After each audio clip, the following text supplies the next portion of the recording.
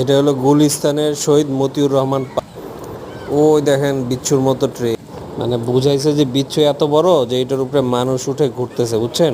আর এই বেচারার খেলায় মানুষ আসে না, কারণ কোক বয়কট করছে তো। আর এই অক্টোপাস বেচারায় পানির নিচে থাকবো কি, এত ঘুরাই কুল পায় না।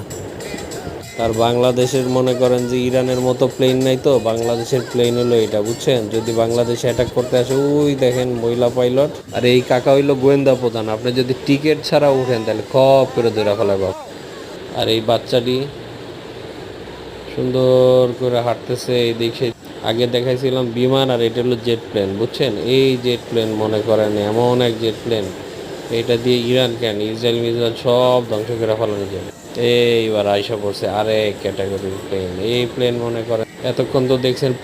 এবার হয়েছে যুদ্ধ জাহাজ, মনে করেন যে এই যুদ্ধ জাহাজ দুনিয়ার সব প্লেন উড়ে আকাশে, আর আমাদের বাংলাদেশের প্লেন উঠতেছে